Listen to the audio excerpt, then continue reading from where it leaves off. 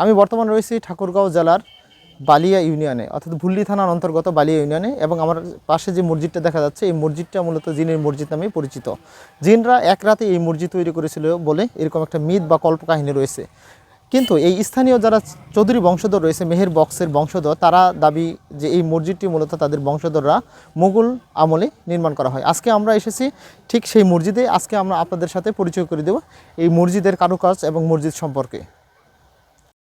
মসজিদ হ্যাঁ অনেক পুরানো। আমার দাদা হাজি দাদার দাদা আর কি হাজি মেহের বক্স, উনি আমার বড় আব্বা। ওনারা শুরু করছেন, সমাপ্তি করতে পারেননি। শেষে অনেক বছর এটা পরিত্যক্ত অবস্থায় পড়েছিল।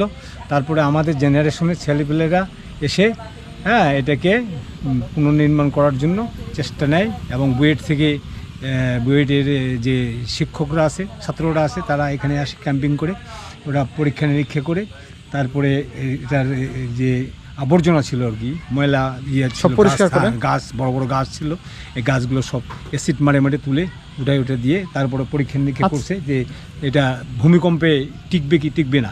তারপরে এটা আমাদের সিদ্ধান্ত ওরা দিয়ে গেছে যে আপনারা এটা নির্মাণ করতে পারবেন, আপনারা নির্মাণ শুরু করেন। আমরা 2000 সালে শুরু করি কাজ, এটা 2012 সালে কাজটা সমাপ্তি করি। এত লাইটিং কেন মসজিদটা? দূর থেকে মনে হচ্ছে লাল একটা। এটা এই যে লাইট আছে, অনেক লাইট আছে না, এমনি বিল্ডিংটাতেই মনে হচ্ছে লাইট। এই যে পাথরটা মনে হচ্ছে লাইট করতেছে এরকম। এটা হচ্ছে আপনার চুন সুরকি দিয়ে তৈরি। এটাতে আপনার কোনো সিমেন্ট ব্যবহার করা হয়নি। এটা চুন সুরকি দিয়ে, এরা যশোর থেকে আমরা মিস্ত্রি নিয়ে আসছি, এরা পুরানো কীর্তির কাজ করে যারা, তাদেরকে নিয়ে আসা হয়। যারা ওই যে ইট কাটে এই যে পাতা তৈরি করে তৈরি করে, এদেরকে নিয়ে এসে আমরা এটা নির্মাণ করছি। ইনশাল্লাহ আরও কিছু কাজ বাকি আছে, অসমাপ্ত কিছু কাজ বাকি আছে। যে বাইরের বারান্দার যেটা ওই যে ছাতার মতো একটা করে দিব আর কি। আচ্ছা, লোকমুখে শোনা যায় এটা জিন তৈরি করছে। না, এটা আমাদের ফ্যামিলিগত, এটা অনেকদিন ধরে পড়েছিল, তো এটা মানুষ মনে করেছে যে এটা মনে হয় যে জিনের তৈরি আর কি, কিন্তু আসলে না, এটা অনেক দিন পরিত্যক্ত অবস্থায় পড়েছিল, যার জন্য মানুষ আসলে জিনের মসজিদ বলে আর কি। জিনের মসজিদ বলে। আচ্ছা, জিনের মসজিদ নামে পরিচিত আর কি। এটা আমাদের বংশীয় মসজিদ, এটা আমাদের ফ্যামিলিগত। আচ্ছা। হ্যাঁ, এখানে আমরা প্রায় আসি। আমরা এখানকার জেলা শহরের স্থানীয়ভাবে থাকি। আমাদের কোনো গেস্ট আসলেই আমরা এখানে আসি। এটা আমাদের এখানে একটা ঐতিহ্যবাহী একটা মসজিদ। দীর্ঘদিন থেকে এটা এখন পরিচর্যার কারণে পর্যটক বেড়ে যাওয়াতে এখানে বিভিন্ন প্রান্ত থেকে লোকজন আসে এখানে দেখে। আমাদের খুব গর্ববোধ করি আমরা এখানে এ ধরনের একটা পর্যটন এরিয়া আছে। আমি এর আগেও এসেছি, এখন আমি আমার ছেলে আর ছেলের বউকে নিয়ে আসছি দেখাতে।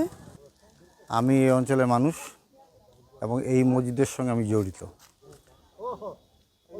আমাদের এই এলাকাটার নাম ছোটো বালিয়া, ঠাকুরগাঁও সদরের 5 নম্বর বালিয়া ইউনিয়নের অন্তর্ভুক্ত একটি ছোট মৌজা। অত্র অঞ্চলের মধ্যে এই মসজিদটি অত্যন্ত পুরাতন, প্রাচীন।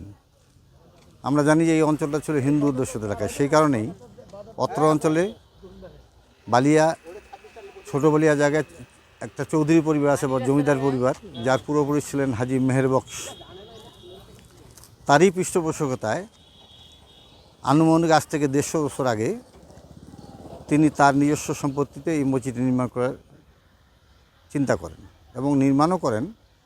কিন্তু দুঃখের বিষয়ে তার মৃত্যুর আগেই এই নির্মাণ কার্য সমাপ্ত না হয় নির্মাণ কার্য স্থগিত হয়েছিল। আসলে এই মসজিদটা অত্র অঞ্চলে তথা ঠাকুরগাঁও জেলার একটা অত্যন্ত শিল্পসম্মত এবং প্রাচীন মসজিদ। এখানে প্রতিদিন এই প্রায় শখানেক লোক আসা যাওয়া করে দেখবার জন্য, শুধু বিভিন্ন অঞ্চল থেকে আসে এবং জেলার বাইরের থেকে অনেকে আসেন। এই মসজিদ দেখতে আসার মূল কারণ হচ্ছে এই মসজিদের শিল্পকর্ম।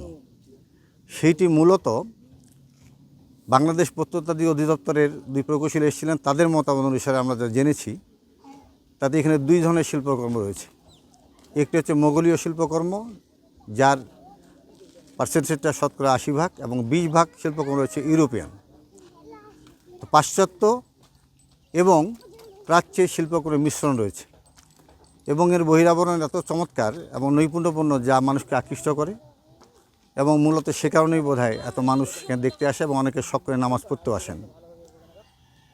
তো এই মসজিদটির নাম প্রকৃতপক্ষে বালিয়া জামে মসজিদ, কিন্তু যেহেতু এটা ঐতিহ্যপূর্ণ এবং পুরাতন, সেহেতু আমরা একটি শব্দ তার সামনে যোগ করেছি, সেটা ঐতিহ্যবাহী শব্দটা যোগ করে বর্তমান নামটা হচ্ছে ঐতিহ্যবাহী বালিয়া জামে মসজিদ।